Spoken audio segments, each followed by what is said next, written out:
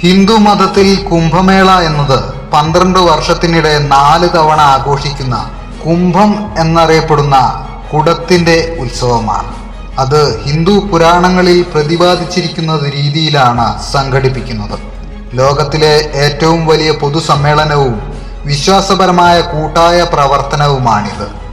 ഈ സഭയിൽ പ്രധാനമായും സന്യാസിമാർ തുടങ്ങിയ ജീവിതത്തിന്റെ എല്ലാ തുറകളിൽ നിന്നുമുള്ള തീർത്ഥാടകരും എല്ലാ മതസ്ഥരും പങ്കെടുക്കുന്നു എന്നാണ് പ്രാധാന്യമർഹിക്കുന്നത്. കുംഭമേള 4 സ്ഥലങ്ങളിലായി വ്യാപിച്ചു കിടക്കുന്നു. 4 പുണ്യനദികളിലെ 4 തീർത്ഥാടന കേന്ദ്രങ്ങളിൽ മേള സ്ഥലം മാറി മാറിയാണ് ആഘോഷിക്കുന്നത്. ഒന്ന് ഉത്തരാഖണ്ഡിലെ ഹരിദ്വാറിൽ ഗംഗാ തീരത്തും, മധ്യപ്രദേശിലെ ഉജ്ജയിനിയിൽ ക്ഷിപ്ര നദിയുടെ തീരത്തും, മഹാരാഷ്ട്രയിലെ നാസിക്കിൽ ഗോദാവരി തീരത്തും, ഉത്തർപ്രദേശിലെ പ്രയാഗ്രാജിൽ ഗംഗ യമുന പുരാണത്തിലെ അദൃശ്യ സരസ്വതി എന്നിവയുടെ സംഗമസ്ഥാനത്തും. ഇവിടെയൊക്കെയാണ് ഈ ആഘോഷം വിപുലമായി കൊണ്ടാടുന്നത്. കുംഭമേളയിൽ തീർത്ഥാടകർ എല്ലാ മതവിഭാഗങ്ങളിൽ നിന്നും വരുന്നു എന്നാണ് പ്രത്യേകത.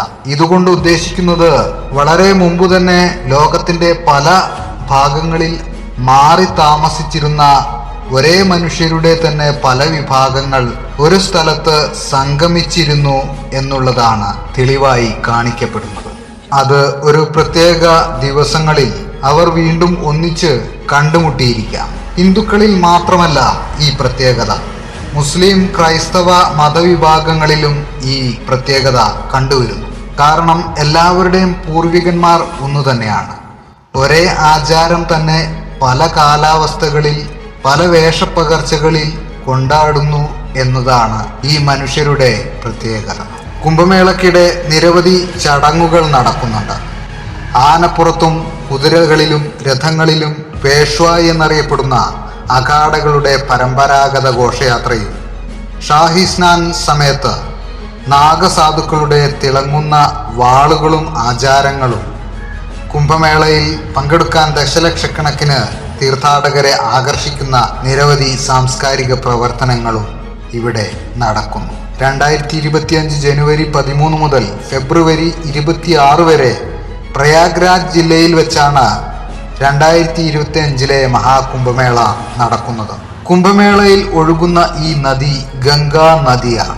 കുംഭമേളയിൽ ഒഴുകി വരുന്ന ഈ നദിയിൽ എല്ലാവരും പുണ്യസ്നാനം ചെയ്യാറുണ്ട്. എല്ലാവരും ഇപ്പോൾ കരുതുന്നത് ഈ നദിയിൽ കുളിച്ചാൽ പ്രത്യേക പുണ്യം ലഭിക്കുമെന്നാണ്. എന്നാൽ ഈ നദിയിൽ കുളിക്കുന്നത് കൊണ്ട് യാതൊരു പുണ്യവുമില്ല എന്നതാണ് സത്യം.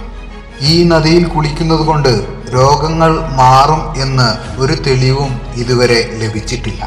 ഈ നദിയിലെ വെള്ളം തൊടുമ്പോൾ തന്നെ ശരീരത്തിലെ അസുഖങ്ങൾ മാറുന്നു, അതികഠിനമായ മാരകമായ രോഗങ്ങൾ മാറുന്നു എന്നൊക്കെയാണ് പലരും വിശ്വസിപ്പിക്കുന്നതും. എന്നാൽ സത്യം അതല്ല. എന്നാൽ യഥാർത്ഥത്തിൽ ഇതിനു വേണ്ടിയൊന്നുമല്ല കുംഭമേള നടത്തുന്നത്. മനുഷ്യരുണ്ടായ ആദിമ കാലഘട്ടം മുതൽ പല സ്ഥലങ്ങളിലായി മാറി സഞ്ചരിച്ച് ജീവിച്ചിരുന്ന മനുഷ്യരുടെ സമൂഹം അത്യാവശ്യം നന്നായി ജീവിക്കാൻ പറ്റിയ കാലാവസ്ഥയായതുകൊണ്ട് കൃഷിയും അനുബന്ധ സൗകര്യങ്ങളും ഒരുക്കി അവർ ജീവിച്ചു.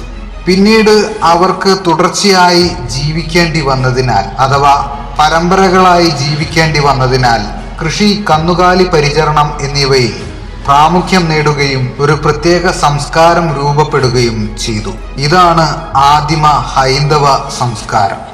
ഇതിന് പ്രത്യേകിച്ച് ഒരു മതത്തിന്റെ പേരിൽ ഉണ്ടായിരുന്ന സംസ്കാരം എന്ന് വിശേഷിപ്പിക്കുന്നില്ല. ഇത് മനുഷ്യർക്ക് വേണ്ടിയുള്ള അടിസ്ഥാനപരമായ അചഞ്ചലമായ ഒരു സംസ്കാരമാണ് എന്ന് മാത്രമാണ് വിശേഷിപ്പിക്കുന്നത്.